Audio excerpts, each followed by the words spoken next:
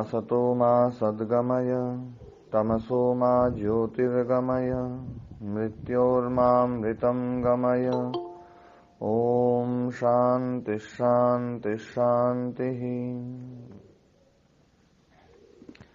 योग दर्शन की कक्षा में आप सभी का स्वागत है। तो अपना विषय चल रहा था योग दर्शन के समाधिपाद का एक संक्षिप्त जो है अध्ययन, और उसमें पहले हमने सूत्रों को समझा कि सूत्र जो है किस किस प्रकार से कैसे कैसे विषय हैं, उनके विषयवार सूत्र जो ना सूत्रों के अनुसार विषय। तो पहले जो 4 सूत्र थे वो योग का पूरा स्वरूप समझाया। मतलब 4 सूत्र हैं वो वास्तव में पूरे योग दर्शन का जो ना पूरा योग दर्शन का संक्षिप्त रूप इन 4 सूत्रों में है। बाकी जो है वो व्याख्याएं हैं। पूरा योग दर्शन व्याख्या है। जो पहले 4 सूत्र हैं वो 4 सूत्र में जो कुछ कहना चाहिए था आचार्य को वो पूरा कह दिया है।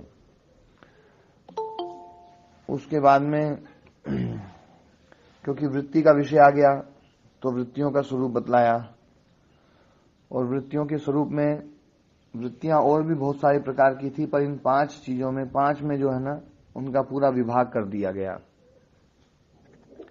5 में ही वो सारी वृत्तियां और दूसरी वृत्तियां जो है ना, चाहे वो स्वप्न वृत्ति हो, चाहे वो संशय वृत्ति हो, चाहे वो इच्छा वृत्ति हो, चाहे सुख वृत्ति हो, दुख वृत्ति हो, वो सारी वृत्तियां जो है ना इन 5 में ही जोड़ दी गई हैं।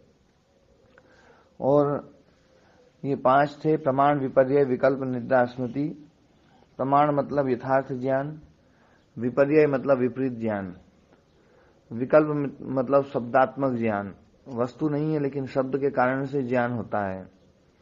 निद्रा वृत्ति जो गाढ़ निद्रा में हम सोते हैं और उसके बाद उठने के बाद में जो आभास होता है कि मैं सुखपूर्वक सोया, मैं दुखपूर्वक सोया, तो ये जो आभास होता है इसका मतलब है कि उस नींद के समय में कोई ना कोई वृत्ति चल रही थी, तो वो निद्रा वृत्ति है। और स्मृति वृत्ति जो पुरानी स्मृतियां हैं, तो पुरानी स्मृतियों के कारण से जो चित्त में ज्ञानात्मक व्यापार चलता है वो स्मृति वृत्ति है।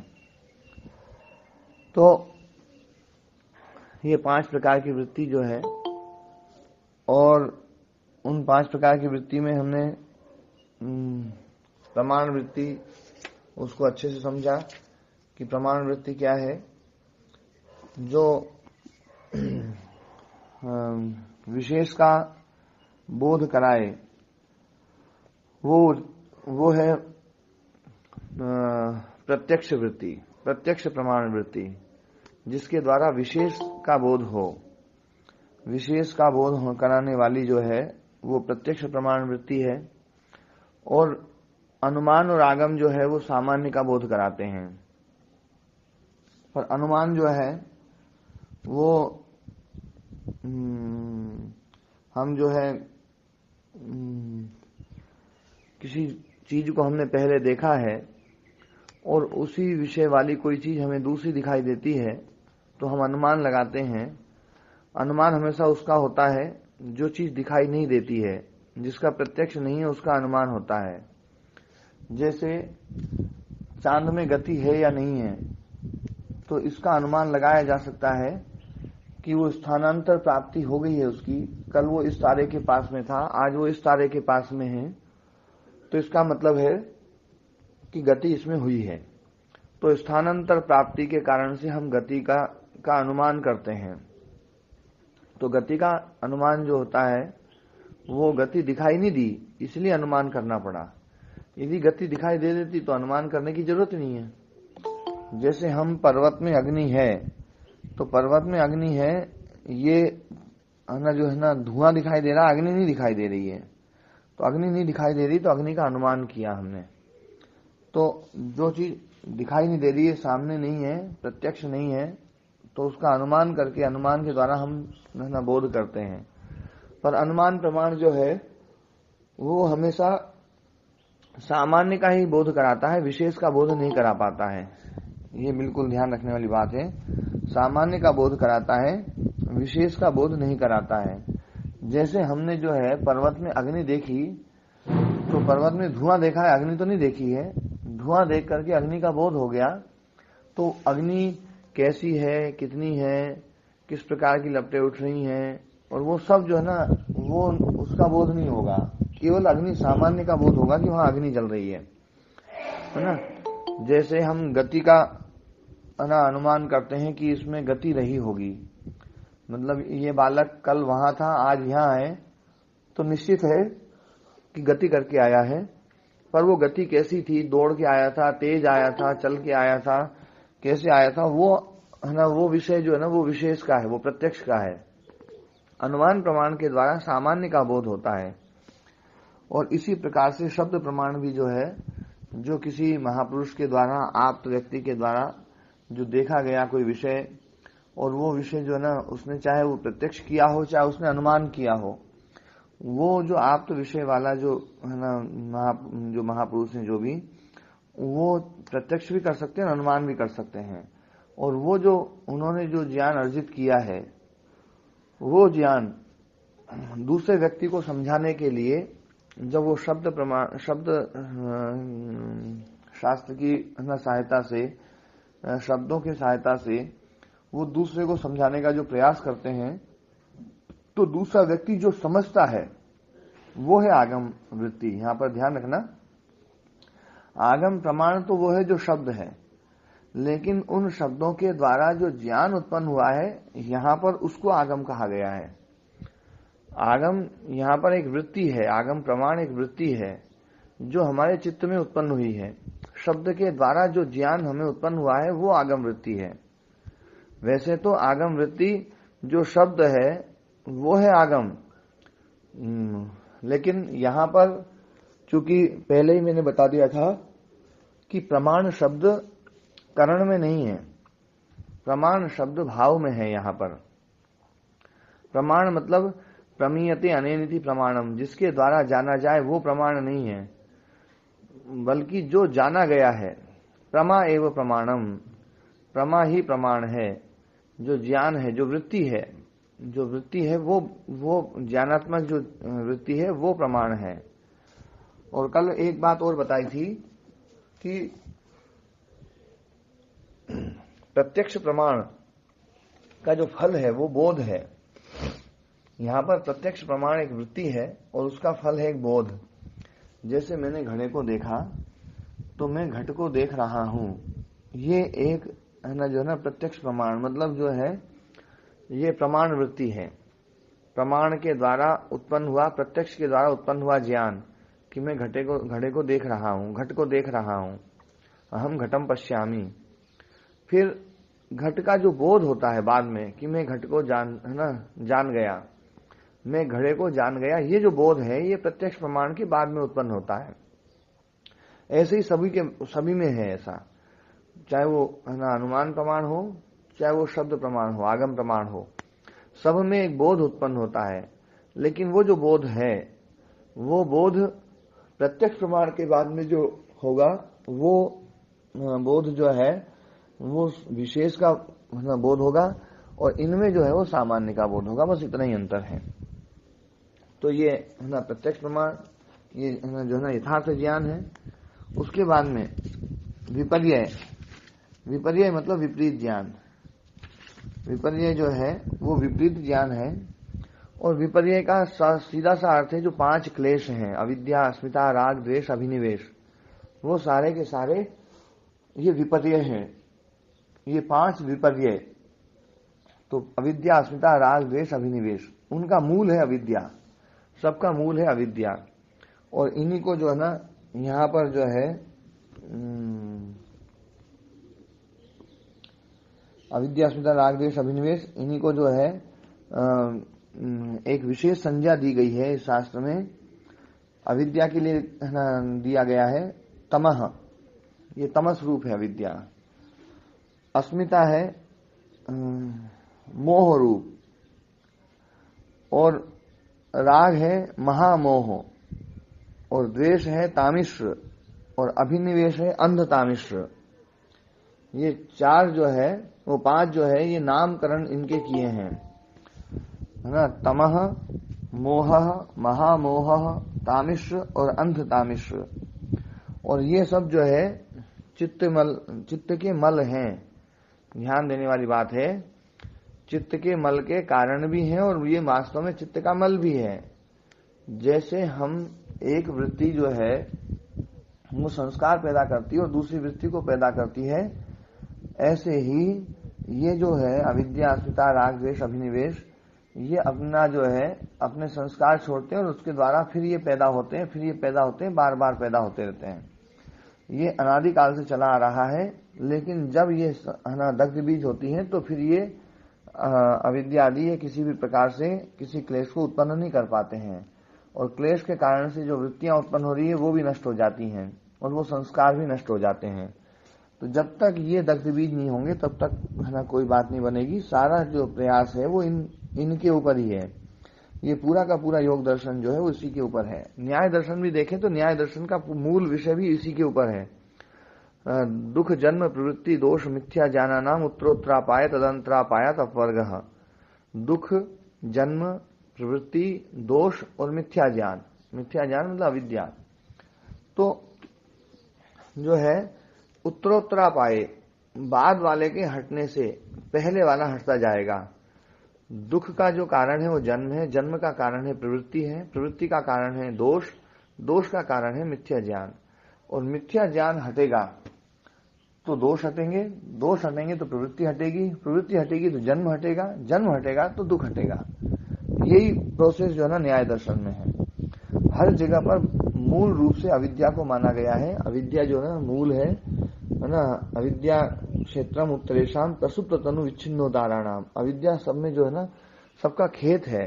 खेत मतलब सबका आधार, सबको पैदा करने वाली, क्षेत्रीभूत, या वो सबका बीज है ना, सबको पैदा करने वाली। तो अविद्या मूल है, इस अविद्या का ही नाश करना है।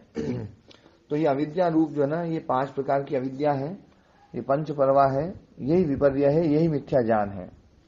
और ये निश्चयात्मक होता है। ध्यान रखने वाली बात है, कल मैंने बताया था, फिर मैं इस बात को बता रहा हूं। जो प्रमाण वृत्ति है, प्रमाण है, यथार्थ ज्ञान है, वो भी निश्चयात्मक होता है। और जो विपरीत ज्ञान है वो भी निश्चयात्मक होता है। उसमें कोई यूं नहीं होता, संशय नहीं है। विपर्य में कोई संशय नहीं है। संशय तो संशय में है। संशय जो ज्ञान है, संशयात्मक ज्ञान, वो चतुष्कोटि होता है, लेकिन ये एक कोटि ज्ञान है। जैसे मैंने प्रत्यक्ष किया, सांप को देखा, तो ये ज्ञान भैया सांप है, एक ही प्रकार का ज्ञान होगा, भैया सांप है। यदि विपरीत ज्ञान हो गया तो रस्सी है ना, जो है ना, सांप को रस्सी समझ लूं, अंधेरा है थोड़ा सा, सांप हिल डुल नहीं रहा है, तो ऐसा समझ में आ गया ये तो रस्सी है। तो रस्सी है, ये भी है ना निश्चयात्मक ज्ञान होगा।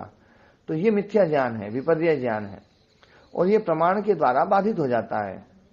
प्रमाण के द्वारा बाधित हो जाता है, इसलिए इसको विपर्य कहते हैं। नहीं तो उस समय तो ये प्रमाण जैसा ही होता है। जिस समय ये ज्ञान उत्पन्न होता है वो प्रमाण जैसा ही होता है, लेकिन बाद में जो है जो प्रमाण के द्वारा जब बाधित हो जाता है तब पता चलता है ये विपर्य है। तो वो भी जो ज्ञान है मिथ्या ज्ञान, वो भी निश्चयात्मक है। अपने को एकदम पता चलेगा ये रस्सी है, तो सांप नहीं है, रस्सी है। फिर जैसे ही अपन ने हाथ लगाया, हाथ लगते ही एकदम से जो है ना वो गीला गीला सा थोड़ा सा सांप का अलग स्पर्श से पता चलता है कि सांप अलग है, रस्सी अलग है। तो जैसे ही वो पता चलता है एकदम से वो विपर्य ज्ञान खत्म होता है, फिर यथार्थ ज्ञान उत्पन्न होता है। पर जब तक विपर्य ज्ञान था एक कोटि था। एक कोटि मतलब एक ही मतलब है ना निश्चयात्मक। जो संशयात्मक ज्ञान होता है वो चतुष्कोटि होता है। संशय है, सांप है, अरे सांप नहीं है, रस्सी है, रस्सी नहीं है, ये 4 प्रकार की स्थिति बन सकती है उसमें।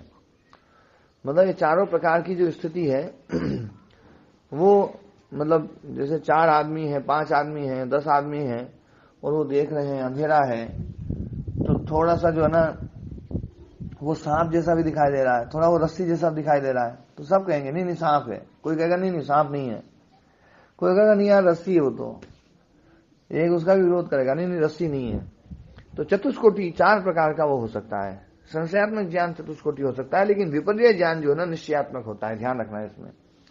पर ये प्रमाण के द्वारा बाधित हो जाता है, ये भी बिल्कुल बात है, इसीलिए कहा गया है, व्यास मुनि जी ने कहा ही है, यथा प्रमाणेन बाध्यते भूतार्थ विषयत्वात् प्रमाण से, क्योंकि प्रमाण तो यथार्थ भूत होता है। यथार्थ भूत मतलब जो जैसा है, यथार्थ बोध वाला जो होता है वो होता है प्रमाण, और अयथार्थ बोध जो होता है वो होता है विपर्य। तो विपर्य जो है इसके बारे में कल चर्चा हो ही गई थी, प्रमाण के बारे में कल चर्चा हो गई थी। फिर विकल्प वृत्ति, विकल्प वृत्ति जो है वो शब्दात्मक है, और शब्दात्मक होने के कारण से जो है मतलब कई बार ऐसा होता है कि शब्द की अपनी है ना जो है ना शक्ति है, शब्द अपने अर्थ को दे ही देता है, चाहे वस्तु है या नहीं है। वस्तु नहीं है फिर भी शब्द अपने अर्थ को देता है। जैसे 2 चीजों में संबंध होता है, 2 चीजों में संबंध होता है, मतलब जैसे राम की पुस्तक, तो राम की पुस्तक तो राम अलग है, पुस्तक अलग है, 2 चीजों में संबंध है। लेकिन गंगा का पानी, अब गंगा का पानी तो गंगा और पानी तो एक ही चीज है। गंगा जो शब्द है वो सरित प्रवाह को गंगा कहते हैं, तो सरित प्रवाह गंगा है, तो गंगा का पानी ये ना फिट नहीं बैठता है, गंगा तो पानी पानी है, गंगा तो फिर गंगा का पानी, गंगा अलग और पानी अलग ऐसा संभव नहीं है। लेकिन फिर भी हम प्रयोग करते हैं और खूब प्रयोग करते हैं और खूब अच्छे से समझते भी हैं, खूब अच्छे से समझते हैं, जबकि वहां पर वस्तु का अभाव है, दूसरी वस्तु का अभाव है, एक ही वस्तु है, लेकिन हम 2 वस्तु का प्रयोग करके उसमें संबंध भी लगा लेते हैं। तो गंगा का पानी, जैसे मेरा हाथ है ना, राम का हाथ, या फिर जो है पुस्तक का पन्ना, तो पन्ना और पुस्तक एक ही चीज है। पेड़ का पत्ता, आप देखिए विकल्प वृत्ति कितना व्यापक है, बहुत ज्यादा व्यापक है। पेड़ की टहनी, अब ये पेड़ की टहनी पेड़ से अलग थोड़ी है, कोई पेड़ अलग हो टहनी अलग हो, लेकिन प्रयोग करते हैं हम, और प्रयोग करते हैं खूब अच्छे से उसको समझते भी हैं। पर ये विकल्प वृत्ति है। तो विकल्प वृत्ति जो है वो शब्दात्मक है, वस्तु शून्य है, इसलिए इसको शब्दात्मक ज्ञान बोलेंगे हम। पहला ज्ञान हो गया यथार्थ ज्ञान, दूसरा ज्ञान हो गया अयथार्थ ज्ञान या विपरीत ज्ञान, तीसरा हो गया शब्दात्मक ज्ञान। तो ये 3 तो ये हो गए। उसके बाद में फिर होगी निद्रा वृत्ति। निद्रा वृत्ति जो है वो अभाव प्रत्ययालंबना वृत्ति निद्रा। अभाव प्रत्यय जो शब्द है वो तमस के लिए आता है, ध्यान देने वाली बात है। अभाव प्रत्यय ये तमस के लिए है, जहां जड़ता होती है, जहां मूढ़ता होती है ना, मुग्धता होती है, वहां जो है ज्ञान का अभाव होता है। ज्ञान का अभाव जो है वो तमस की विशेष अवस्था है। तो अभाव प्रत्यय ये वास्तव में तमस के लिए है। तो अभाव प्रत्यय का आलंबन करने वाली जो वृत्ति है वो निद्रा वृत्ति है। तमस का आलंबन करने वाली वृत्ति निद्रा वृत्ति है। अभाव प्रत्यय मतलब जो तमस है, जिसमें ज्ञान का बोध उस समय नहीं हो रहा है, और उसका आश्रय लेने वाली, उसका आलंबन लेने वाली जो वृत्ति है वो निद्रा वृत्ति है। और वो निद्रा वृत्ति उस समय तो पता नहीं चलता है, लेकिन जागते हैं जब हमें, तब हमें पता चलता है कि है ना जो है ना स्मरण आता है कि मैं अच्छे से सोया, मैं बढ़िया नहीं सोया, नींद अच्छी नहीं आई, नींद अच्छी आई है। तो ये जो है ना जो स्मरण आता है, प्रत्यवमर्श आता है, प्रत्यवमर्श स्मरण को कहते हैं। प्रत्यवमर्श का प्रयोग किया है व्यास मुनि जी ने कि जो है संप्रबोधे प्रत्यवमर्शात् प्रत्यय विशेषः। संप्रबोध मतलब जागने पर, संप्रबोधे सती जागने पर, प्रत्यवमर्शात् स्मरणात् स्मरण आता है उस निद्रा का कि मैं अच्छे से सोया, बढ़िया सोया, कैसा सोया। तो वो इसलिए वो प्रत्यय विशेष है, वो ज्ञान विशेष है। मतलब निद्रा वृत्ति भी अपने आप में एक ज्ञान है, लेकिन वो ज्ञान जो है अभाव प्रत्यय है, मतलब तमस का आश्रय लेने वाली है, उसमें ज्ञान उस समय पता नहीं चलता है, बाद में उसका बोध होता है, तो इसलिए वो प्रत्यय विशेष मानी गई है ना। तो पूछा गया कैसे, तो बोले सुखम अहम अस्वाप्सम प्रसन्नम में मनः प्रज्ञा में विशारदी करोति, दुखम अहम अस्वाप्सम स्त्यानम में मनः भ्रमति अनवस्थितम, गाढ़ मूढ़ो अहम अस्वाप्सम गुरुणी में गात्राणी क्लांतम में चित्तम अलसम, है ना, मुषितम इव तिष्ठति। ये 3 है ना बात बताई है। पहले सत्वगुण की, है ना, सात्विक निद्रा, राजसिक निद्रा, तामसिक निद्रा। वैसे तो निद्रा अपने आप में तमस रूप है, लेकिन उसमें भी है ना कभी कभी जो है ना सत्वगुण की प्रधानता होती है, कभी रजोगुण की प्रधानता होती है, कभी तमोगुण की प्रधानता होती है। तो सत्वगुण की जब प्रधानता होती है तो हमें जब उठते हैं तो हमें ऐसा लगता है सुखम अहम अस्वाप्सम, में सुख पूर्वक सोया, प्रसन्नम में मना, मेरा मन प्रसन्न है, प्रज्ञा में विशारदी करोती, मतलब बुद्धि एकदम निर्मल सी हो गई है। नींद के बाद में ऐसा लगता है कि बिल्कुल बढ़िया हो गया, अच्छा क्लियर हो गया सब, है ना, जो है ना, तो वो जो है सात्विक निद्रा है। इसी प्रकार से दुखम अहम अस्वाप्सम, में दुख पूर्वक सोया, स्त्यानम में मनः, मेरा मन जो है ना चंचलता के कारण से जो है ना जड़ सा हो गया है। कई बार जो है ना चंचलता के कारण से चीज जो है ना जड़ सी हो जाती है, उसी को स्त्यान शब्द कहा गया है कि अत्यधिक चंचल व्यक्ति कई बार कुछ कर नहीं पाता है, वो अकर्मण्य हो जाता है। तो अत्यधिक चंचलता के कारण से जब मन जो है जड़ जैसा दिखाई दे, अकर्मण्य जैसा दिखाई दे, तो समझ लेना ये राजसिक निद्रा है ना। मन भ्रमति, और स्त्यानम में मन भ्रमति अनवस्थितम, मतलब मन घूम रहा है, एकदम एक जगह पर टिक नहीं रहा है। तो ऐसी जो स्थिति आती है वो तामसिक निद्रा के कारण से आती है। इसी प्रकार से है ना गाढ़ मूढ़ो अहम अस्वाप्सम, है ना, गाढ़ मूढ़ो हम, गाढ़ और मूढ़ता जहां दोनों आए कि मतलब बिल्कुल बेहोशी जैसी निद्रा। सात्विक निद्रा में भी गाढ़ता आती है, लेकिन उसमें मूढ़ता नहीं होती है। मतलब व्यक्ति जो है ना गाढ़ निद्रा में होता है, लेकिन थोड़ी सी आहट में वो जागृत हो जाता है। और एक होती है बेहोशी जैसी निद्रा कि उसको खूब जगाए तो भी वो नहीं जागता है, तो वो जो है वो मूढ़ अवस्था है।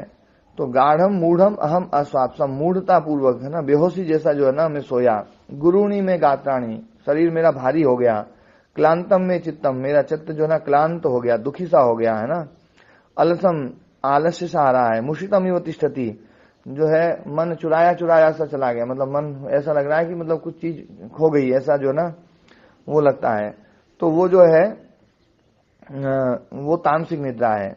स खलु अयम प्रबुद्धस्य प्रत्ययमर्शो न स्यात् असति प्रत्यानुभवे, ये जो जागने वाले व्यक्ति का ये जो प्रत्ययमर्श है, ये जो ज्ञान है, प्रत्ययमर्श मतलब पुनः विचार, सुख पूर्वक सोया या दुख पूर्वक सोया या मूढ़ता पूर्वक सोया, भारीपन आ गया, ये सब जो है ये प्रत्ययमर्श नहीं हो सकता है असति प्रत्यानुभवे, यदि उस समय प्रत्यय का अनुभव न हो तो उस समय प्रत्यय का बोध तो होता है, पर वो अभाव प्रत्यय का बोध होता है। अभाव प्रत्यय अपने आप में एक प्रत्यय है। तामसिक जो वो है, मतलब वो सामान्य जो प्रत्यय है उससे अलग प्रत्यय है वो, मतलब प्रत्यय मतलब ज्ञान, तो वो अभाव प्रत्यय है, मतलब तामसिक जो है। तो तामसिक अभाव प्रत्यय, उसका आलम्बन करने वाली वृत्ति है निद्रा। तो तदाश्रिता स्मृतयस्य तद विषया न स्यु, तो उसके आश्रित वाली जो स्मृतियां हैं, मतलब वो अभाव प्रत्यय जो है उसका आश्रय लेने वाली स्मृति और उस विषय वाली वो हो ही नहीं सकती थी यदि वो उस समय कोई प्रत्यय न होता। तस्मात् प्रत्यय विशेषो निद्रा, इसलिए प्रत्यय विशेष है निद्रा। साच समाधौ इतर प्रत्ययवत निरोधव्या, वो भी समाधि में जैसे दूसरी वृत्तियों का निरोध करना चाहिए, ऐसे ही निद्रा वृत्ति का भी निरोध करना चाहिए। ये बात यहाँ पर निद्रा वृत्ति के बारे में कही। उसके बाद में स्मृति वृत्ति, अनुभूत विषयासम प्रमोषः स्मृति, अनुभूत विषय, जिस विषय का हमने अनुभव कर लिया है और वो जो अनुभूत विषय है उसका असंप्रमोष, उसका जो है ना उसका न भूलना, उसका चुराया न जाना, वो है स्मृति।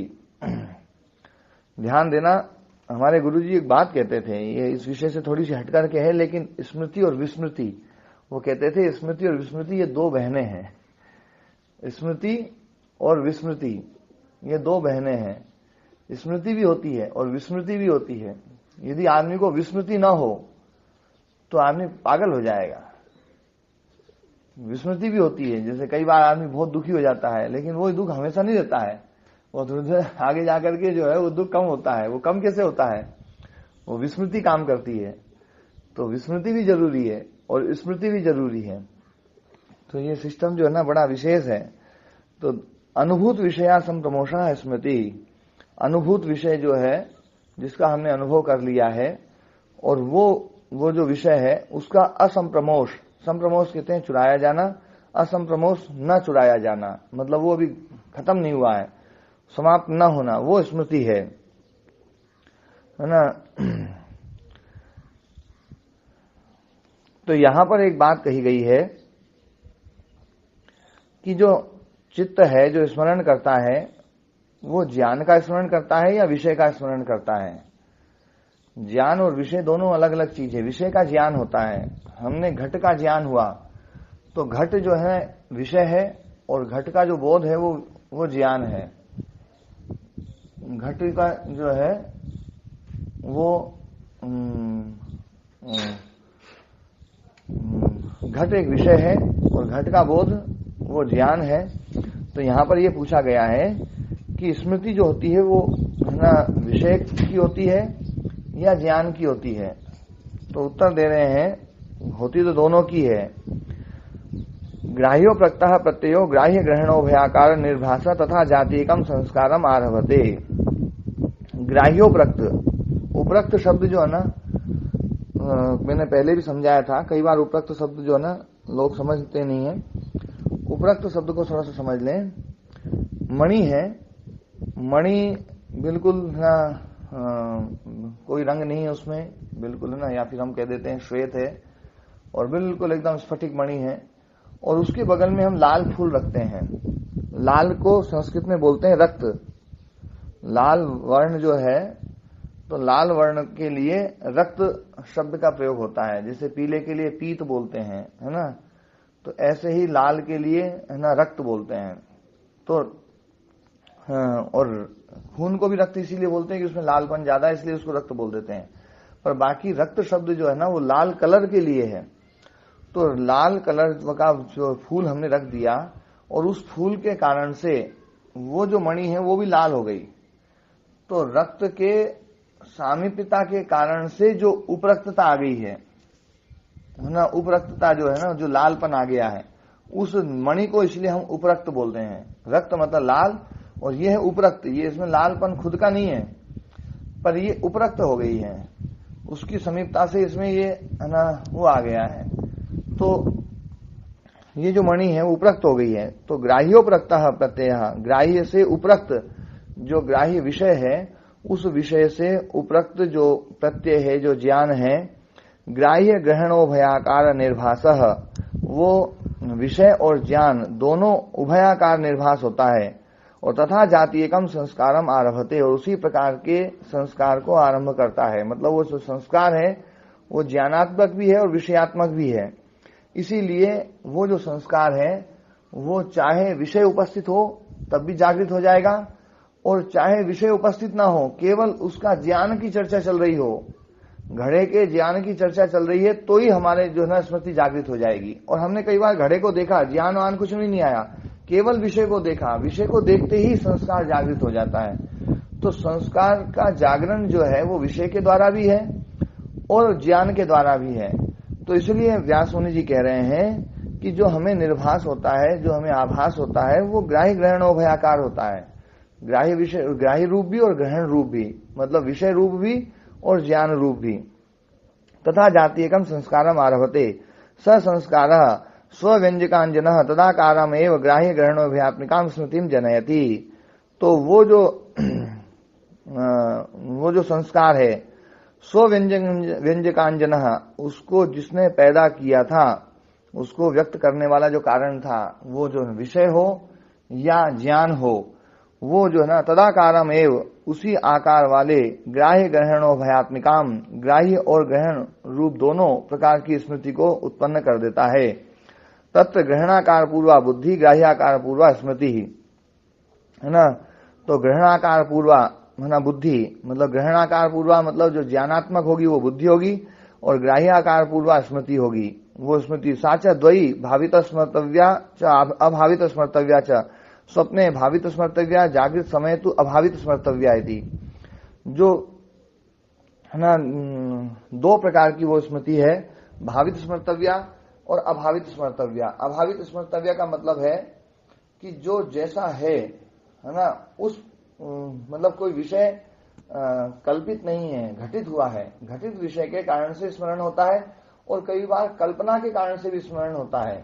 हम कल्पना करते हैं और कल्पना करते करते पता नहीं कितनी कल्पना कर लेते हैं, जैसी चीज घटी नहीं है लेकिन फिर भी कल्पना करते जाते हैं, और उसके कारण से वैसी वैसी स्मृति पैदा होती है।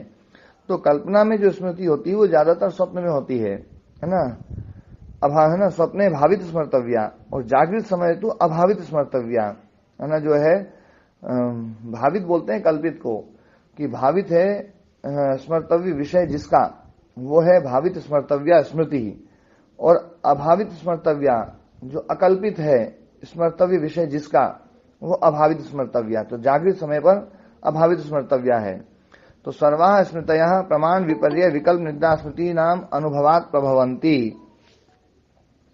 ये सारी जो स्मृतियां हैं वो प्रमाण विपर्य विकल्प निद्रा और स्मृति पांचों के अनुभव से उत्पन्न होती हैं। मतलब स्मृति से फिर स्मृति उत्पन्न हो सकती है, तो पांचों के बाद में फिर से स्मृति पैदा हो सकती है। सर्वाश्चेता वृत्तयः सुख दुख मोहात्मिकाः। ये सारी जो वृत्तियां हैं वो सुख दुख और मोहात्मक है, मतलब त्रिगुणात्मक है। सुख जो है सत्व, दुख है रजस, और मोह है तमस। ध्यान देने वाली बात है, सुख दुख मोहात्मिक है वृत्तियां। सुख जो है ये चित्त का विषय है, दुख ये चित्त का विषय है, मोह ये चित्त का विषय है, क्योंकि वृत्ति के गुण बताए हैं ये। सुख दुख मोहात्मिका वृत्ति, वृत्ति जो है ना वो सुख दुख मोहात्मक है। हम कई बार जो है ना सुख दुख जो है वो वृत्ति का गुण ना मान करके, चित्त का गुण ना मान करके और चैतन्य का गुण मान लेते हैं, वो गलत है। चैतन्य का गुण जो है ना सुख दुख मोह नहीं है, सुख दुख मोह जो है त्रिगुणात्मक है। इसलिए वृत्ति के गुण बताए हैं, बिल्कुल साफ साफ कह दिया गया है सुख दुख मोह है ना। सर्वाश्चेते वृत्तयः सुख दुख मोहात्मिका। ये सारी वृत्तियां जो है ना सुख दुख मोहात्मिका है ना। सुख दुख मोहाश्च क्लेशेषु व्याख्येया, और सुख दुख मोह जो है वो क्लेशों में उसकी व्याख्या करेंगे कि सुख क्या है, दुख क्या है और मोह क्या है। सुखानुशय रागा दुखानुशय द्वेष, और वो जो है ना वहां पर उसकी व्याख्या की जाएगी है ना। तो सुखानुशय रागा दुखानुशय द्वेष मोह पुनर्अविद्या। मोह जो है वो अविद्या ही है, मतलब मोह अविद्या, और राग सुखानुशयी है, द्वेष दुखानुशयी है। एता सर्वा वृत्तयः निरोधव्याः। इन सारी वृत्तियों का निरोध करना चाहिए। हमें सुख का भी निरोध करना है, दुख का भी निरोध करना है, मोह का भी निरोध करना है। सुख दुख मोह आत्मक जो वृत्तियां हैं ये वृत्तियां सारी की सारी निरुद्ध करनी पड़ेगी। यदि हम दुख को निरुद्ध करके और सुख सुख ना पाना चाहें तो ये जो है ये प्रक्रिया योग दर्शन की नहीं है। योग दर्शन तो जो है सुख जो है वो वृत्ति का गुण मानता है, सुख जो है वो प्राकृतिक गुण मानता है, और प्राकृतिक गुण जो है वो है ना समाप्त करना ही पड़ेगा। प्रकृति जब तक नहीं छूटेगी तब तक तो है ना मुक्ति नहीं मिलेगी। क्यों जी राम कुमार जी, स्पष्ट हो गया ना है ना। तो ये सारी वृत्तियां निरुद्ध करने योग्य है, रोकनी ही चाहिए। आसाम निरोधे संप्रज्ञातो वा समाधि भवति असंप्रज्ञातो वा। और इनका जब निरोध होता है, सुख दुख मोहात्मिक जो वृत्ति है, ये जो पांच वृत्तियां बताई है, प्रमाण विपर्य विकल्प निद्रा स्मृति, ये पांच विभाग किए। एक विभाग सुख दुख मोहात्मिक रूप भी कर दिया कि वृत्तियां सुख दुख मोहात्मक भी है, और एक विभाग कर दिया क्लिष्ट और अक्लिष्ट। कुछ वृत्तियां क्लिष्ट हैं, कुछ वृत्तियां अक्लिष्ट हैं। ये सारी वृत्तियां जो है मतलब बता दी गई। वृत्तियों के विभाग किए गए हैं, वृत्तियों को समझाने के लिए विभाग किए गए हैं बस। मतलब ना आप प्रमाण विपर्य विकल्प निद्रा स्मृति के द्वारा भी वृत्तियों के स्वरूप को समझते हैं कि ये वृत्तियां किस किस प्रकार की हैं। क्लिष्ट और अक्लिष्ट के द्वारा भी वृत्तियों के स्वरूप को समझते हैं। और सुख दुख मोहात्मक से भी जो ना हम जो क्लिष्ट वृत्ति है वो भी सुख भी दे सकती है, कई बार दुख भी दे सकती है, कई बार मोह भी दे सकती है ना। इसी प्रकार से अक्लिष्ट वृत्ति भी है, इसी प्रकार से सब है। और जो है अक्लिष्ट वृत्ति थोड़ी सी हमें संप्रज्ञात समाधि की तरफ ले जाती है, लेकिन संप्रज्ञात समाधि के बाद में उस अक्लिष्ट वृत्ति को भी छोड़ना पड़ता है, तब असंप्रज्ञात समाधि होती है। तो ये जो है ये पूरा प्रोसेस जो है वो बताया गया वृत्तियों का। तो वृत्तियों के स्वरूप को हम समझते हैं तो थोड़ा सा चित्त का स्वरूप भी और समझ में आता है। तो कल और आज दोनों दिन जो है मैंने वृत्तियों के बारे में काफी चर्चा करी। चित्त के बारे में पहले भी चर्चा करी थी, पर वृत्तियों के स्वरूप के बारे में आज और चर्चा हुई है। तो मतलब चित्त ही समझने योग्य है और चित्त के ही ये सारे गुण हैं। चित्त में ही वृत्तियां उत्पन्न हो रही हैं। वृत्ति मतलब ज्ञान, ये चित्त में ही उत्पन्न हो रहा है। और चित्त जो है ना वो जो ज्ञान है वो जन्य ज्ञान है, उत्पन्न होने वाला ज्ञान है। और उत्पन्न होने वाला ज्ञान जो है वो जड़ माना जाता है। और ये उत्पन्न होने वाला ज्ञान ये चित्त का धर्म है। और क्योंकि जड़ है और जड़ होने के कारण से, और दूसरी बात ये जो ज्ञान है ये त्रिगुणात्मक है। ये सारी वृत्तियां त्रिगुणात्मक हैं। त्रिगुणात्मक होने के कारण से ये वृत्तियां जो है वो चित्त का धर्म है और ये हमें छोड़नी पड़ेंगी। यहां तक कि जो विवेक ख्याति है वो विवेक ख्याति भी एक वृत्ति है। और वो विवेक ख्याति जो है वो संप्रज्ञात समाधि में उत्पन्न होती है। वो वृत्ति वो पूर्ण रूप से सात्विक होने के कारण से उसमें दुख और मोह नहीं है, उसमें दुख और मोह नहीं है। लेकिन सुख तो क्योंकि सत्वगुण है तो सुख है, प्रकाश है, बोध है, सारे है ना सद्भूतम अर्थम प्रद्योतयति, जो सारे जितने भी विषय हैं सारे संसार के किसी भी विषय का बोध कराने वाली वो वृत्ति है। तो वो भी है ना जो है, पर है वो भी प्राकृतिक, वो भी त्रिगुणात्मक है। इसलिए उसको भी छोड़ने की बात कही गई है कि तामपि ख्याति निरुणद्धि, उस ख्याति को भी जो ना रोक देता है योगी, क्योंकि वो भी है ना जो है प्राकृतिक है।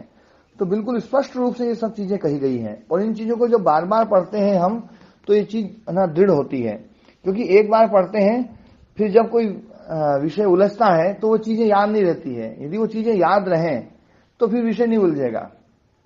तो ये चीजें जो है ना थोड़ी समझाई है।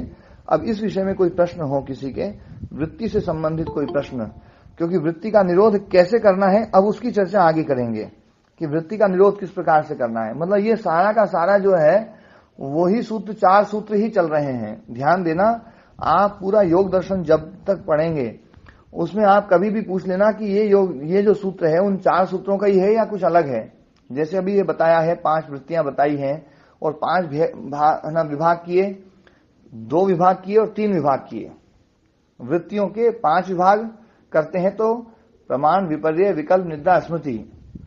2 विभाग करते हैं तो क्लिष्ट और अक्लिष्ट, और 3 विभाग करते हैं तो सुख दुख मोहात्मिका, सुख रूप, दुख रूप या मोह रूप। ये है ना जो है ये वृत्तियां हैं। और ये जो विभाग किए हैं, जो वृत्तियों के विभाग किए गए हैं, क्योंकि सूत्र कहा गया है योगश्चित्त वृत्ति निरोधा, चित्त की वृत्तियों का निरोध करना ही योग है। तो वृत्ति समझानी पड़ेगी कि वृत्ति क्या है, तो इसलिए वृत्ति समझाई गई है। तो ये वास्तव में योगश्चित्त वृत्ति निरोधा सूत्र जो है उस सूत्र की ये ना जो है 6 सूत्र जो है ये व्याख्या थी। मतलब 7 सूत्र हो गए ना।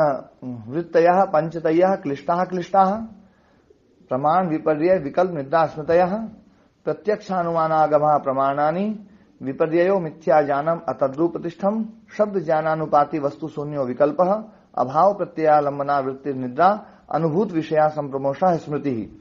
ये जो 7 सूत्र हैं, ये 7 सूत्र योगश्चित्त वृत्ति, जो ये वृत्ति शब्द है ना उस वृत्ति शब्द की व्याख्या है। मतलब ये 7 के 7 सूत्र उस सूत्र में वृत्ति की जगह पर टेक दो और इनका निरोध, चित्त की ये जो 7 सूत्रों में बताई हुई वृत्ति, उन वृत्ति का निरोध करना ये योग है। बात क्लियर हुई जी? योगेश जी? नमस्ते आचार्य। हाँ नमस्ते जी। जी जी आचार्य जी। है ना, मतलब ये पूरा योग दर्शन उन 4 सूत्रों की व्याख्या है। जी आचार्य। ठीक है ना? तो ये जो 7 सूत्र हैं, ये 7 सूत्र योगश्चित्त वृत्ति निरोधा, तो उसमें जो वृत्ति शब्द है ना उसकी जगह पर ये 7 सूत्र आएंगे। और निरोधा जो है ना, उस निरोधा पर अगले बहुत सारे सूत्र उस निरोधा पर आएंगे कि अभ्यास वैराग्याभ्याम तन निरोधा। तो निरोध कर रहे तो कैसे करें, तो बोले अभ्यास वैराग्य से करें। तो अभ्यास वैराग्य क्या है वो समझाएंगे। वो सारी की सारी चीजें उस निरोधा सूत्र पर, ये सारे के सारे सूत्र टिकेंगे। उसमें ईश्वर प्रणिधानाद्वा भी, वो भी जो है ना उस निरोधा पे टिकेगा। सारे सूत्र जो है ना आगे जाकर के प्रच्छर्दन विधारणाभ्याम वा प्राणस्य, वो भी जो है ना उसी पर टिकेगा। सारे जो चीजें हैं उस पर टिकेगी। तो ये जो है ना मतलब योग दर्शन वास्तव में इन 4 सूत्रों पर है पूरा। यदि कोई व्यक्ति इन 4 सूत्रों को अच्छे से समझा दे तो पूरा योग दर्शन आएगा ही आएगा। ठीक है ना जी। अभ्यास वैराग्याभ्याम तन निरोधः। तो इस अभ्यास वैराग्याभ्याम तन निरोधः सूत्र में, सूत्र की व्याख्या से पहले व्यास मुनि जी ने उसमें जो है ना वो लिखा है कि ये जो चित्त वृत्ति है, अथ अस्य निरोधे कः उपायः, इस वृत्ति के निरोध में उपाय क्या है, ये वृत्तियों को रोकने में उपाय क्या है। रोकने की बात तो कही है, तो निरोध का उपाय क्या है, तो उपाय बता रहे हैं। अभ्यास वैराग्याभ्याम तन निरोधः, अभ्यास और वैराग्य के द्वारा उसका निरोध करना चाहिए। ध्यान देना है, मैंने पहले बताया था अभ्यास और वैराग्य क्या है। वैराग्य शब्द का जो अर्थ लोग लेते हैं वो लेते हैं संसार को छोड़ना, पर मैं ये अर्थ नहीं लेता हूं। मैं अर्थ लेता हूं, वैराग्य का अर्थ है संसार को समझना। ज्ञान की जो सर्वोच्च अवस्था है वही वैराग्य है। और ये बात व्यास मुनि जी भी इस बात को कहेंगे कि ज्ञान की जो सर्वोच्च अवस्था वो वैराग्य है। संसार ऐसे छूट ही नहीं सकता है, बिना ज्ञान के नहीं छूट सकता है। ज्ञान होगा तो छूटेगा। संसार को समझने से ही संसार छूटेगा। संसार बिना समझे तो नहीं छूटेगा। संसार मतलब यदि ज्ञान नहीं है तो आदमी छोड़ने का ड्रामा तो कर सकता है, पर वो छोड़ने का ड्रामा केवल किसी चीज को अच्छे से पकड़ने के लिए करता है। आदमी आत्महत्या भी जो कर लेता है वो भी कोई चीज उसको नहीं दी जा रही है तो बोले इसको अच्छे से पकड़ लूं इसको अच्छे से पकड़ लूं, ये मेरे को अच्छे से मिल जाए, इसलिए वो ड्रामे करता है कि भैया मैं आत्महत्या कर लूंगा, ये नहीं मिली तो मेरे को, ये नहीं मिली तो ये मैं आत्महत्या कर लूंगा। तो अपने को ऐसा लगता है कि वास्तव में तो वैराग्य आ गया इसमें, तो पर वो वैराग्य नहीं है। वो मूलतः यदि हम मनोविज्ञान देखें तो मनोविज्ञान ये है कि वो किसी चीज को पकड़ना चाह रहा है, पकड़ने के लिए जो ना वो छोड़ रहा है। जैसे आपको केले है ना जो है ना चाहिए, अब केले पकड़ना है तो 10 रुपए का नोट छोड़ना पड़ेगा तो 10 रुपए का नोट छोड़ा और केले पकड़े तो अपन ही सोच सकते हैं यार ये तो बहुत वैराग्य आ गया इसमें, तो देखो इसने पैसे छोड़ दिए, पर उसने पैसे वैसे नहीं छोड़े हैं वो तो एक नई चीज को पकड़ना चाह रहा है। तो वैराग्य छोड़ना नहीं है, वैराग्य वास्तव में समझना है। संसार जब समझ में आएगा तभी छूटेगा, उससे पहले नहीं छूट सकता है। तो वैराग्य जो है ना वो है संसार को समझना। और ये जो समझ है ये हमारी कई बार जो है ना बड़ी है ना अल्पकालिक होती है। हम संसार को समझते भी कई बार, जैसे किसी बहुत प्रिय व्यक्ति का जब वियोग हो जाता है तो उस समय बहुत अंदर से भाव उठता है कि वास्तव में संसार में कुछ नहीं है यार, संसार वास्तव में जो है ना ये तो जो है ना कई बार महसूस होता है कि ऐसे अपन भी चले जाएंगे, सब छूट जाएगा, ये सब क्यों, मतलब जो है ना ये सब क्यों, ये सब ऐसे प्रश्न खड़े होते हैं। लेकिन वो थोड़ी देर के लिए होते हैं। वो जो ज्ञान है वो स्थिर नहीं रह पाता है। तो ज्ञान को स्थिर करना ये अभ्यास, वास्तव में अभ्यास जो है वो ज्ञान की स्थिरता है और वैराग्य ये ज्ञान की प्राप्ति है। दिव्य ज्ञान को प्राप्त करना वो वैराग्य है और उस ज्ञान को स्थिर करके रखना ये अभ्यास है। तो अभ्यास जो है ज्ञान की स्थिरता में यत्न है। तत्र स्थितौ यत्नोभ्यासः, वो जो सूत्र है वो भी यही बात है ना लगभग कहता है। और आगे वैराग्य के बारे में तो बिल्कुल साफ रूप से ज्ञान को ही वैराग्य कहा गया है। ज्ञान और वैराग्य समानार्थक चीजें हैं। ज्ञान जो है ना वो छुड़ाने वाला है, ज्ञान जो है वो छुड़ाता है, संसार से छुड़ाने का काम ज्ञान ही करता है। मिथ्या ज्ञान जो है वो राग को पैदा करता है। ध्यान देना, मिथ्या ज्ञान राग को पैदा करता है, ज्ञान वैराग्य को पैदा करता है। जो दोष शब्द आया ना न्याय दर्शन में, जो दोष शब्द आया है, दोष शब्द राग और द्वेष के लिए है। दुख जन्म प्रवृत्ति दोष मिथ्या ज्ञानानाम उत्तरोत्तरापाय तदंतरापाया तत्वर्गा जो सूत्र है, उस सूत्र में दोष शब्द राग के लिए है। मिथ्या ज्ञान राग को पैदा करता है, ज्ञान वैराग्य को पैदा करता है। तो ज्ञान जो है ना, ये वैराग्य जो है ये एक ही चीज है। ज्ञान हुआ, ज्ञान का फल वैराग्य। जैसे प्रमाण के द्वारा जो ज्ञान उत्पन्न हुआ उसको भी प्रमाण बोलते हैं। प्रमाण वृत्ति है ना, ज्ञान है। जबकि प्रमाण तो वो चीज होती है जिससे ज्ञान पैदा होता है, लेकिन जिससे ज्ञान पैदा हुआ वो तो प्रमाण है ही, पर प्रमाण के द्वारा जो ज्ञान पैदा हुआ उस ज्ञान को भी प्रमाण शब्द से कहा गया है इस शास्त्र में, प्रमाण वृत्ति। ऐसे ही ज्ञान के द्वारा जो वैराग्य पैदा होता है उस वैराग्य को भी ज्ञान शब्द के द्वारा कहा जाता है। इसलिए जो है ना, वैराग्य जो है 16वां सूत्र है, अंतिम लाइन जो व्यास भाष्य की अंतिम लाइन जो है ना, ज्ञानस्य पराकाष्ठा वैराग्यम एतस्य हि नान्तरिकम केवल्यम, ठीक है जी, ठीक है ना, मिल गया ये। ज्ञान की जो पराकाष्ठा है वही वैराग्य है। कई बार मैं वैराग्य का अर्थ ज्ञान जब करता हूं तो कई लोग जो है ना प्रश्न चिन्ह खड़े करते हैं कि वैराग्य है ना ज्ञान कैसे बोल रहे हैं, है ना। तो वास्तव में जो है ना ज्ञान जो है ना वो वैराग्य, मतलब वैराग्य का वास्तविक अर्थ जो है ना वो ज्ञान ही है। तो अभ्यास वैराग्याभ्याम तन निरोध, अभ्यास और वैराग्य के द्वारा तन निरोध, उसका निरोध करना चाहिए। मतलब ध्यान देने वाली बात है, ये है ज्ञान मार्ग। इस ज्ञान मार्ग के द्वारा वृत्ति का निरोध करने वाली प्रक्रिया है ये। हम दो प्रक्रियाएं सुनते आए हैं, एक ज्ञान मार्ग और एक भक्ति मार्ग। भक्ति मार्ग से भी आगे बढ़ा जा सकता है, ज्ञान मार्ग से भी आगे बढ़ा जा सकता है, लेकिन इस शास्त्र ने जो है पहले ज्ञान मार्ग को चुना है, भक्ति मार्ग को दूसरे विकल्प के रूप में रखा है। ईश्वर प्रणिधानाद वा का मतलब है अथवा, या फिर, है ना, वा का मतलब है या फिर ईश्वर प्रणिधान से भी चित्तवृत्ति निरोध कर सकते हैं। अभ्यास वैराग्याभ्याम तन निरोधा, ये जो सूत्र है इसकी व्याख्या है आगे 23वें सूत्र तक ये चलेगा। और उसके बाद में ईश्वर प्रणिधानाद्वा, ईश्वर प्रणिधानाद्वा अभ्यास वैराग्याभ्याम तन निरोधा से जुड़ा हुआ सूत्र है कि अभ्यास वैराग्य से वृत्तियों का निरोध करना चाहिए, या फिर ईश्वर प्रणिधान से भी वृत्ति का निरोध किया जा सकता है। लेकिन जो है ना ज्ञान मार्गी है, वो ज्ञान मार्गी अभ्यास वैराग्य के द्वारा भी चित्तवृत्ति का निरोध कर सकते हैं। और इसलिए इन सूत्रों में कहीं पर भी ईश्वर की चर्चा नहीं आएगी। ये बहुत मतलब मैं जो है ना थोड़ा कठोर प्रतिज्ञा कर रहा हूं, कठोर मतलब एक स्टेटमेंट दे रहा हूं, लेकिन वास्तव में योग दर्शन को समझेंगे ना तो योग दर्शन को थोड़ा सा अलग अलग समझना पड़ेगा।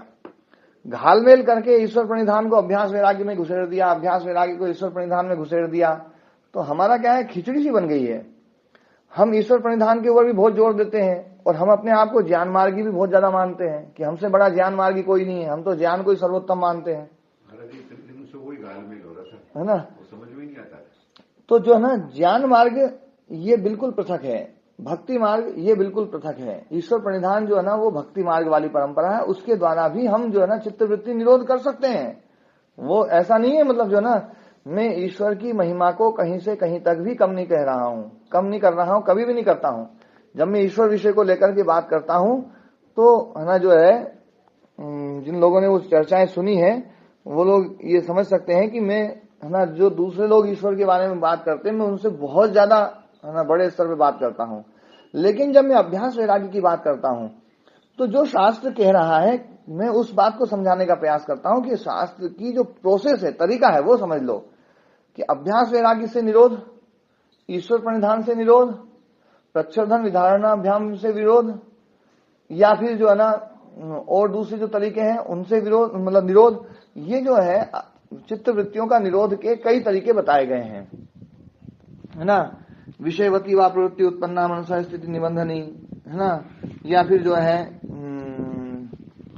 विशोका वा ज्योतिष्मति वीतराग विषयम वा चित्तम स्वप्न निता ज्ञानालंबनम वा यथाभिमत ध्यानाद वा, ये सब जो ना जो वाह वाले हैं, या फिर इससे या फिर इससे या फिर इससे, ये सारे जो ना ये उसके वो है ना विकल्प दिए गए हैं कि इसके द्वारा भी कर सकते हैं, इसके द्वारा भी कर सकते हैं, इसके द्वारा भी कर सकते हैं। लेकिन जो प्रथम दो विकल्प हैं ये बहुत ही प्रबल हैं, अभ्यास वैराग्य और ईश्वर प्रणिधान।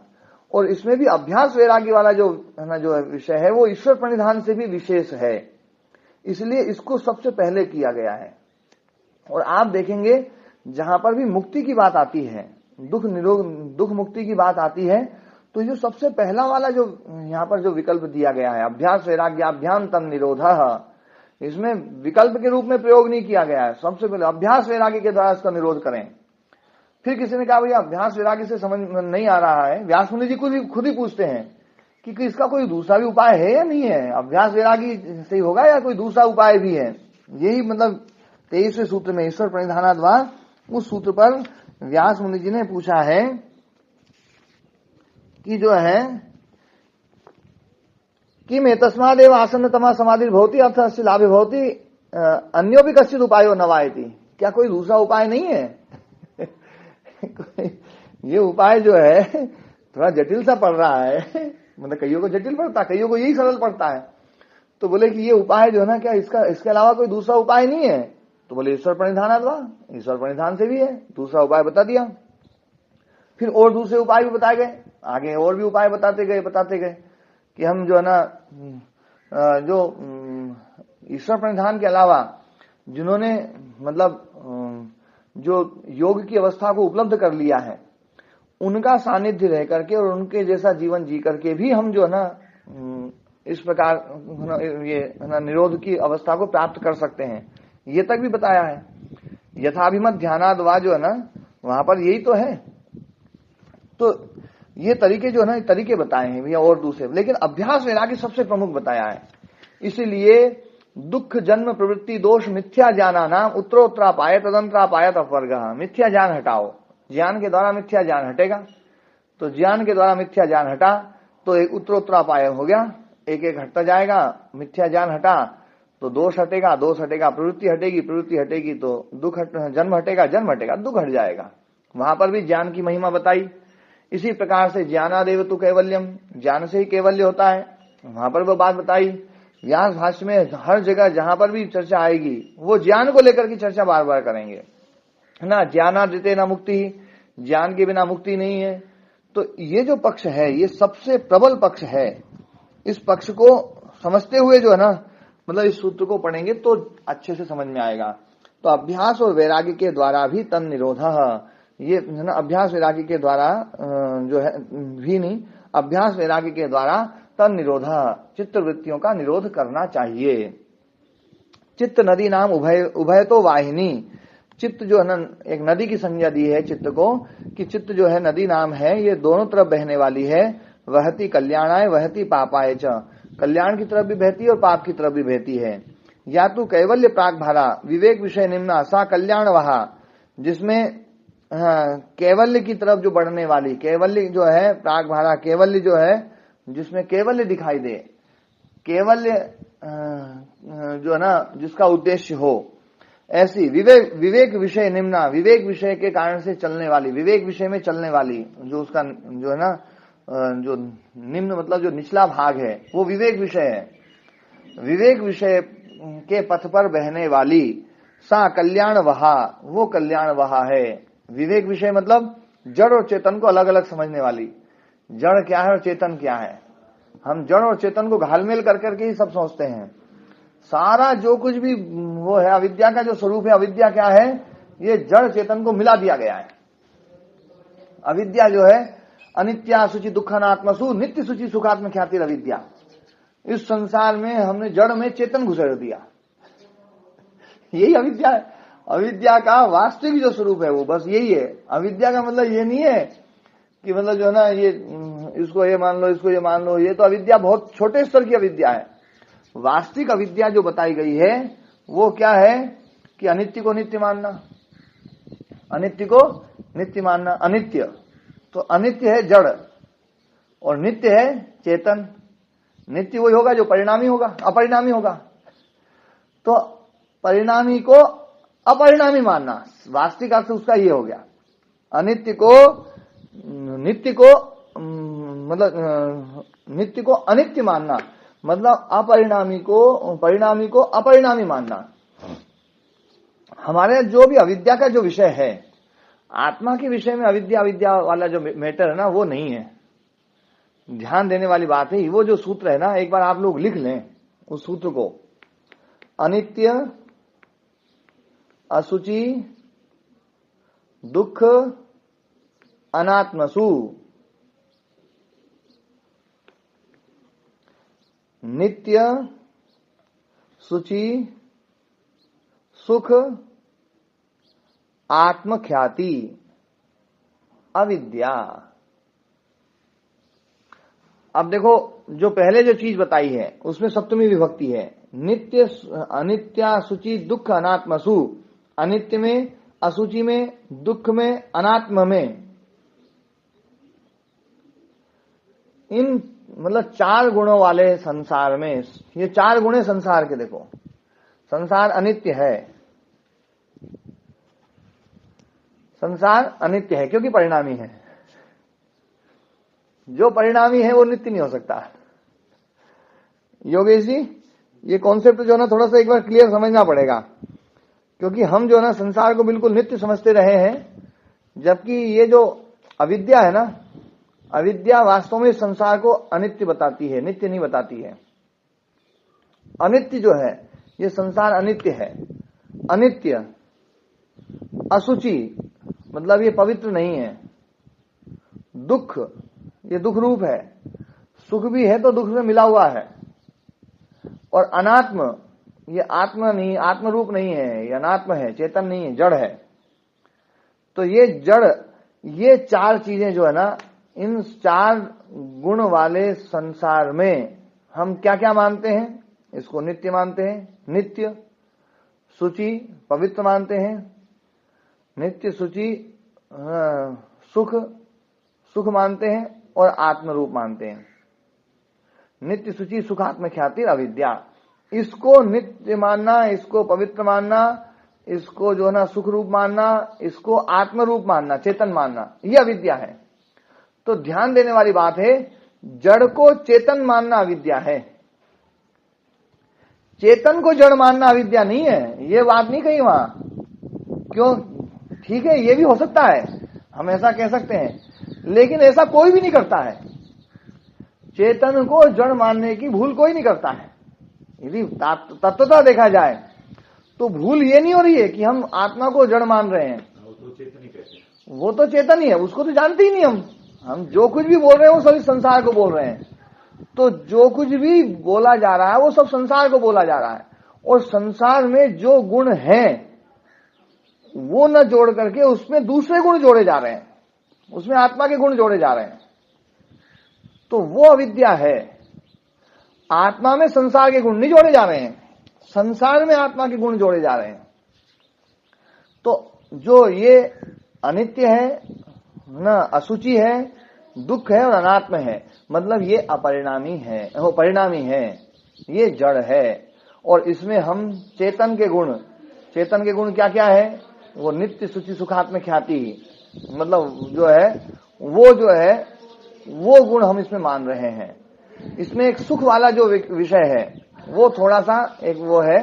बाकी जो है, क्योंकि ये सुख जो गुण है वो त्रिगुणात्मक है, और त्रिगुणात्मक होने के कारण से वहां पर जो है, तो ये जो सुख शब्द है यहाँ पर, ये अभिधा वृत्ति में नहीं है, लक्षणावृत्ति में है। अभिधा वृत्ति में यहाँ पर सुख शब्द नहीं है, ये लक्षणावृत्ति में सुख शब्द है। और इस सुख शब्द का अर्थ ज्ञान करना ज्यादा उपयुक्त रहता है वहां पर, क्योंकि ये ना जो है सुख जो है वृत्ति में मानते हैं, इसलिए संसार को सुखदायी मानना। अविद्यावृत्ति में फिर ये ज्ञान होता रह जाएगा खाली। हाँ, अविद्या जो है ना, ज्ञान के द्वारा अविद्या हटेगी। ज्ञान के द्वारा, ये भी बात बताई ना कि ज्ञान सीधा मुक्ति नहीं देता है, एक प्रोसेस है उसकी।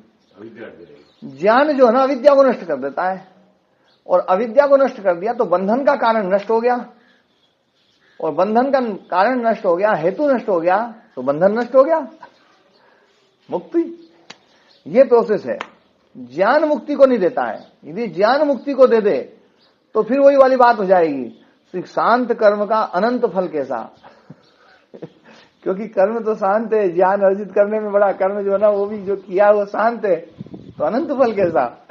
तो ध्यान रखने वाली बात है ये सारी जो प्रोसेस है वो मटका तोड़ने वाली बात है। बस मटके को तोड़ो, मटका टूट जाए, आकाश तो अपने आप जैसा है वैसा ही है, वो तो उसमें तो कोई बदलाव है ही नहीं, वो तो अपरिणामी है ना। तो ये जो है ये प्रोसेस है। तो चित्त की, ये चित्त जो है दो प्रकार की बताई है। चित्त को नदी की संज्ञा देकर के दो प्रकार से बताया है। उभय तो वाहिनी वहती कल्याणाय वहती पापाय, या तो कैवल्य प्राग भारा जो है ना कैवल्य की ओर ले जाने वाली, विवेक विषय निम्ना विवेक विषय में बहने वाली, विवेक मतलब जड़ और चेतन को अलग अलग देखने वाली।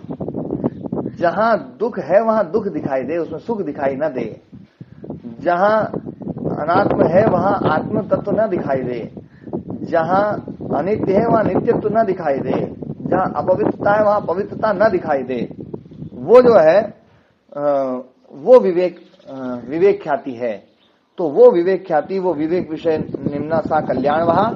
और संसार प्राग भारा जो संसार की ओर ले जाने वाली, अविवेक विषय निम्ना जिसमें विवेक विषय नहीं है, जड़ और चेतन का घालमेल कर दिया जहां, वो है अविवेक विषय निम्ना, वो पाप वहा, वो पाप को वहन करने वाली है। तत्र वैराग्येन विषय श्रोता खिली क्रियते, वैराग्य के द्वारा विषय श्रोत जो है वो निम्न कर दिए जाते हैं, है ना। खिली क्रियते अल्पी क्रियते, जो विषय के स्रोत हैं वो धीरे धीरे वैराग्य के द्वारा, ज्ञान के द्वारा जो है उनको धीरे धीरे घटाया जाता है। क्योंकि विषय के स्रोत हैं उनसे ये नदी बह रही है। क्योंकि जो कल्याण की तरफ बहने वाली नदी है उसमें विषय स्रोत का जल नहीं है, वो विवेक विषय का जल है उसमें। और जो है पाप की तरफ बहने वाली जो है, संसार की तरफ ले जाने वाली, उसमें जो सोते हैं, सोते जानते हैं ना सब, जो है ना जैसे गंगा जी निकलती है तो हिमालय से एक थोड़ी सी जलधारा यहां से निकली, एक जलधारा यहां से निकली, एक जलधारा यहां से निकली, एक जलधारा यहां से निकली। तो जो जलधाराएं जब विवेक सोते से निकल रही है तो वो नदी होगी ना, वो कल्याण वहा वाली होगी। और जब विषय से जल निकलेगा तो विषय से जल निकलेगा वो विषय में फंसाएगा। विषय का सुख विषय में फंसाता है। तो जो है तो विषय स्रोत वाली जो है, विषय स्रोतों को विवेक वो वैराग्य के द्वारा, ज्ञान के द्वारा उनको बंद कर दिया जाता है। बोले भैया तेरा पानी इस नदी में नहीं आना चाहिए, तेरा पानी इस नदी में नहीं आना चाहिए। एक एक विषय को समाप्त किया जाता है विवेक दर्शनाभ्यासेन, और विवेक दर्शन के अभ्यास से, विवेक दर्शन मतलब जो ज्ञान, उस ज्ञान के अभ्यास के द्वारा, ज्ञान का निरंतर अभ्यास के द्वारा विवेक श्रोता उद्घाट्यते, विवेक श्रोत जो ना वो उद्घाटित होते हैं, वो निरंतर भी चलते रहते हैं। तो विवेक श्रोत जब उद्घाटित हो जाएंगे तो चित्त नदी बढ़िया चलेगी और अपने को मुक्ति की तरफ ले जाएगी। इति उभयाधीन चित्त वृत्ति निरोधा, ये उभयाधीन है चित्त वृत्ति निरोध जो है ना। उभयाधीन मतलब अभ्यास और वैराग्य दोनों चाहिए, केवल वैराग्य नहीं, अभ्यास भी चाहिए। वैराग्य के द्वारा संसार से अलग हटा जाएगा और अभ्यास के द्वारा जो विवेक ख्याति है उसको प्राप्त किया जाएगा, और है जो है हम जो है आत्म तत्व की तरफ बढ़ेंगे। तो ये दोनों जो चीजें हैं, उभयाधीन चित्तवृत्ति निरोधा, चित्तवृत्ति निरोध दोनों चाहिए इसमें, अभ्यास भी और वैराग्य भी। तो ये अभ्यास वैराग्य अभ्याम तन निरोधा सूत्र हो गया, समय हो गया। तो अब आगे जो है ना, इसमें किसी का कोई प्रश्न हो तो वो पूछ लीजिए।